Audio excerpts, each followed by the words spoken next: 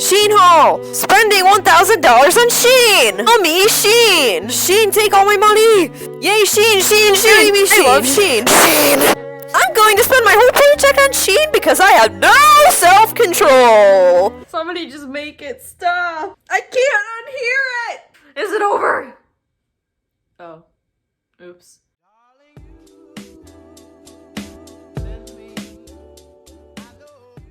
Hello, it is Steph. Welcome back to my channel, or welcome if you are new to my channel. In today's video, I'm going to be addressing and sharing some thoughts on the whole Shein, Shine, whatever controversy. I've noticed on TikTok that there's like two sides basically fighting each other sometimes, and I think it's really funny, so I'm just here to talk about like both points of view and my overall take on it. You get two different people basically shaming each other, and only like a few who are like actually helpful. So hopefully I'm one of the helpful people. First, I'm gonna be talking about the pros of Shein and why people are buying from there in the first place. And obviously, main reason being is it's affordable, really good prices. So obviously, like if you just got a new job or something and you need clothes for that, you're gonna look for the cheapest option. And when you scroll on this website that has thousands upon thousands of different styles at a low price, of course, that's gonna appeal to a lot of people. You can get things that are in style and trendy for cheap. Another thing being is they have a load of plus size options. I've often heard by people that they don't make plus size clothes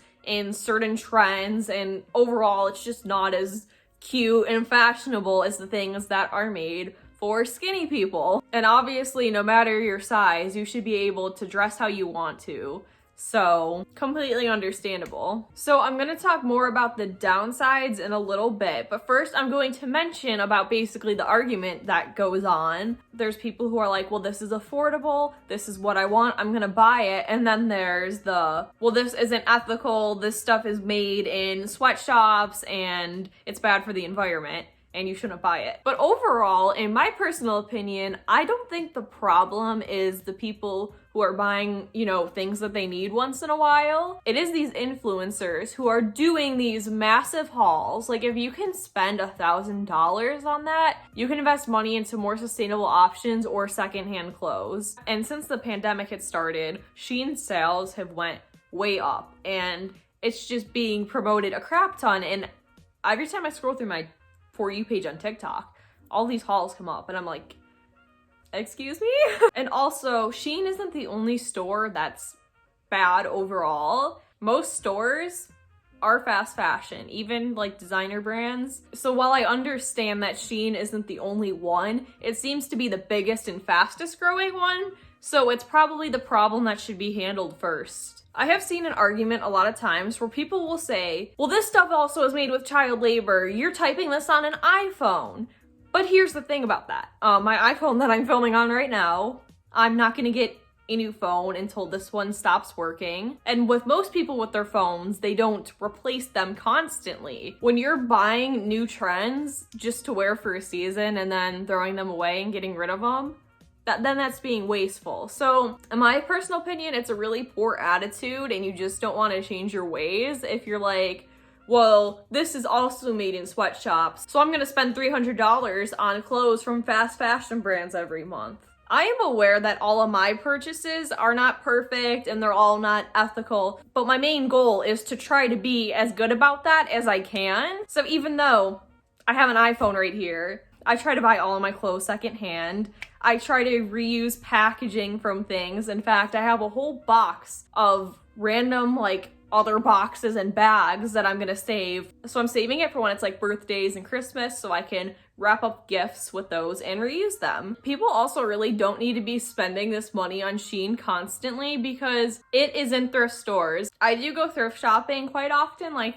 once or twice a month. I don't always buy stuff when I go. I try not to buy more than what I need, but like there is so much Shein and other fast fashion brands. There's always somebody out there who's gonna buy it and then decide that they don't like it. And people will be like, oh, don't thrift. That's for people who can't afford other stuff. Okay, well, when you compare the prices of thrifting and Shein, thrifting is only a little bit cheaper. So I don't understand why people are justifying Shein and saying it's for people who don't have a lot of money, but then saying that thrifting is for people who don't have a lot of money, so that's why they won't do it. It doesn't connect. And another thing, thrift stores are overcrowded with stuff, and there's a lot of things that they have to end up throwing out. So you're not doing anything bad by thrifting. And plus a lot of different thrift stores will support different charities, and that's where some of your money goes. So it's not always a bad thing. Believe me, I am a broke college student. I understand trying to be on a budget and not spend too much money. But if you're doing a massive haul, then what's your point? Also, there's this whole Sheen Cares Tag that I've seen on TikTok. I don't know what it's all about. I think that they were trying to say that they were donating money to some like animal wildlife thing, but maybe they should, you know, actually pay their workers a living wage and stop throwing things out and being bad for the environment first. I don't know, just a thought, right? In fact, I also might be wrong on this, but on the Shein website, I'm pretty sure it said something like they try to support like sustainable practices or doing things that are better for the environment. It was like really poorly worded and it didn't say what they were doing because they're doing nothing.